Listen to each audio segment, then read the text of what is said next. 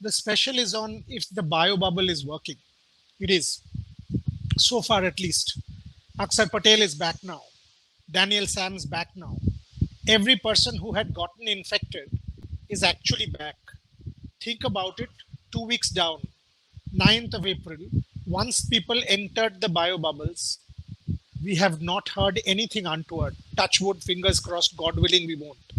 So, is the bio bubble the solution? What are the protocols? What are the teams doing? How can biotechnology providers who are working with the BCCI give us solutions to deal with this kind of a situation and get into a bio bubble kind of a solution? What do you have to do? So we will get to hear from experts, we will get to hear from team owners, we will get to hear from CEOs as to how the protocols are as far as the IPL is concerned and the bubble is working or not. First, the Fan Fight app, and tomorrow, remember Sachin Tendulkar's birthday. So obviously, I will get you a special Aftab Shivdasani on Sachin Tendulkar, wishing him on his birthday, but that's for later. For the start, here's the Fan Fight app. It's match day. Play fantasy cricket now. Get up to 2.5 crores daily and lots more. 20 times more. Win big on Fan Fight. This game involves an element of financial risk and may be addictive. Please play responsibly and at your own risk. Welcome back.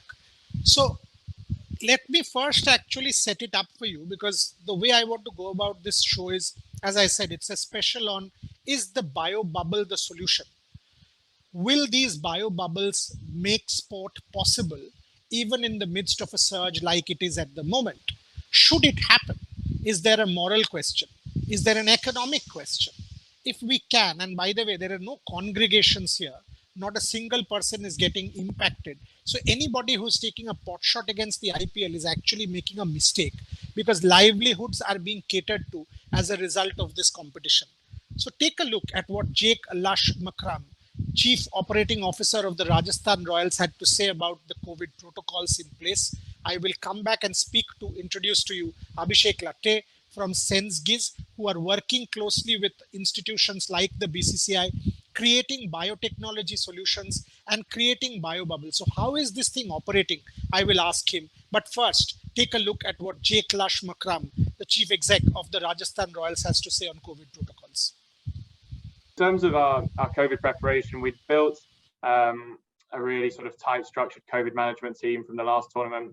We actually created an almanac at the end of that tournament with all our learnings from it, so we could then bring them across to here.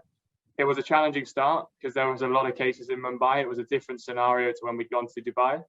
And so we had to be really, really strict. We actually increased the number of days of quarantine for all our players and hotel staff. Now, when we're about to fly to Delhi in a week's time, our hotel staff are already quarantining now. So they're going to do over 10 days before we get there. So we're going beyond the sort of 7-day limit, which was set by the BCCI, which again, is a really robust limit, but we want to just go that step further. Within the bubble, we've got our own restaurant. We've got all the staff are, basically fully within the bubble. There's very carefully managed measures in terms of food coming in and how it's left, sanitized, and that process. So it is really, really, really strict. The great thing is the facility we've got here is amazing. You've got the sort of pool, you've got a beautiful team room with a view out. Again, it's creating sort of differentiated activities for players. It can be a bit,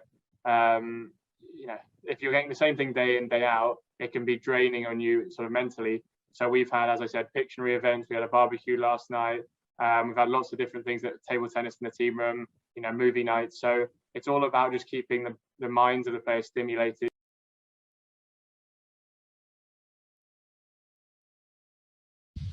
So there you heard it from Jake Lush Makram on how the COVID protocols are working. Trisha, if Abhishek is ready, can we have him on the show, please? Abhishek Latte, founder of SenseGiz, working very closely. There you are, Abhishek, welcome. Founder of SenseGiz, working closely with the board. Their bands, these wristbands which they have created, are a superb biotechnology solution which is ensuring that this bio bubble is sacred and sacrosanct, like Jake Lush Makram said. I will also get you Satish Menon, the the chief executive of the Kings 11 Punjab, or rather Punjab Kings, on what he's talking about as far as COVID protocols are concerned. But first to Abhishek. Abhishek, Mr. Gavaskar, that day, I was watching the host broadcaster and he was wearing one of these wristbands of yours. I saw people wear it in other tournaments also. Can you explain to me that these bands are being worn by everyone, close to about 2,400 of them associated with the IPL from what I know? Give me a sense. Do these things work? What is the principle behind it? How do they work? And how do they protect the sanctity of the bio bubble? Over to you.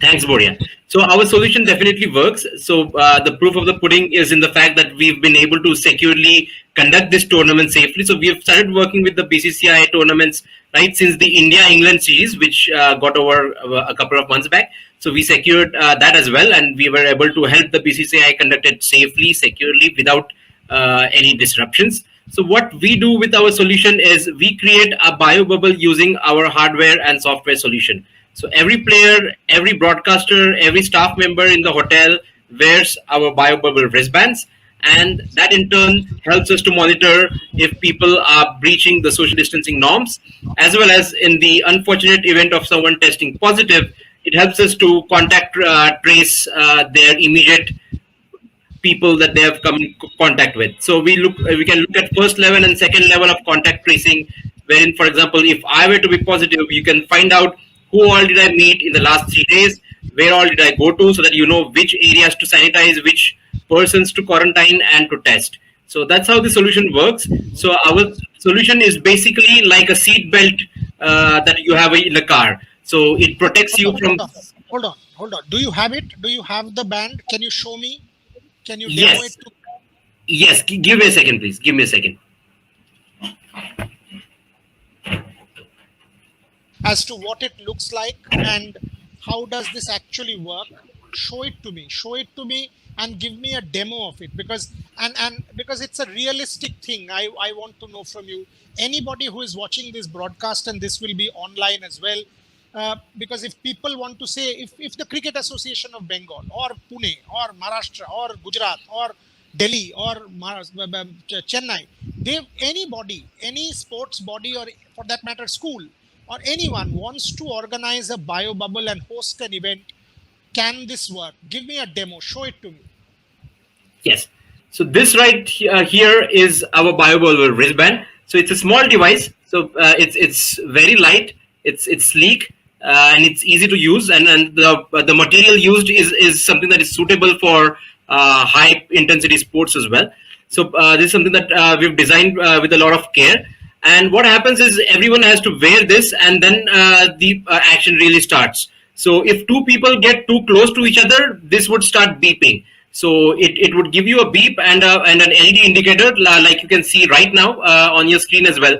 So that indicates that you're getting too close to another person, and you might need to back off to maintain social distancing. So that's what helps the person wearing it to be more disciplined. And then if someone really tests positive, because during the bio bubble there is COVID testing every alternate day. So by chance, if one person tests positive, it quickly helps us to isolate that person and get him and his, you could say, the bio bubble neighbors tested, the people that came in contact with that person, and helps prevent a major catastrophe. So without this, you would not know who is the source and who is the super spreader, and you have a full-blown crisis on your hands. So our solution helps to mitigate the risks as such. Okay, so let me try and see if I understood it well. So if I am wearing it, and you and I are both wearing it, and we are part of the same bubble, so effectively, if I come 6 feet close or more than that, say I'm 3 feet close to you, automatically this thing will start beeping. The blue light will come on. So it will tell me that I'm close to you. Number one.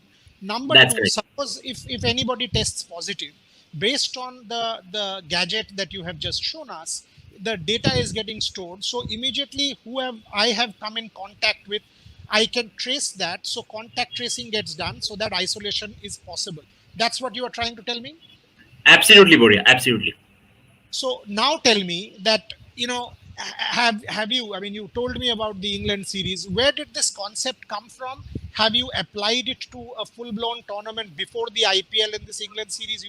You've done. Give me a sense of the track record of this particular gadget so that people who are watching can actually understand if this is the way forward or not. Sure. Sounds good, Boria. So we as a company have been building asset and people tracking solutions for the last 5 years. So we've already been working with some of the largest listed companies in India towards industrial use cases.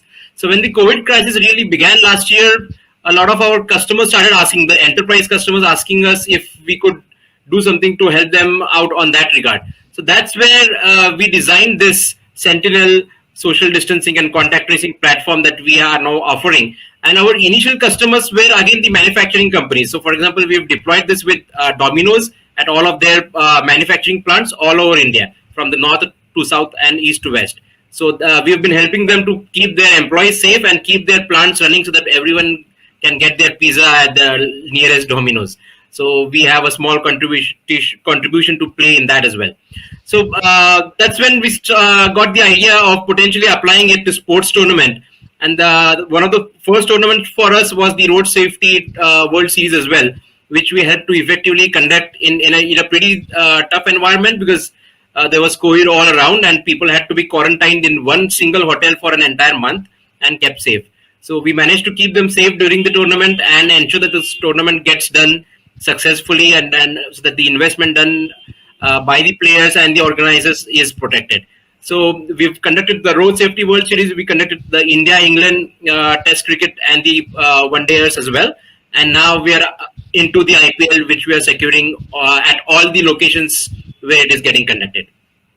Okay, so Trisha, can I have Satish on how the BCCI is ensuring COVID protocols are in place for the board and, I mean, obviously the tournament overall and the Punjab Kings? Can we play that clip before I ask a couple more questions of Abhishek and move on?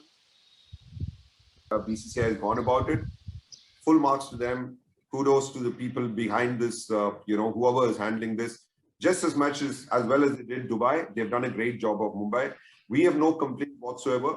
We actually took the cue from where they said choose a hotel which has got a better kind of facility in terms of being able to accommodate a buyer bubble. So we chose a slightly smaller hotel.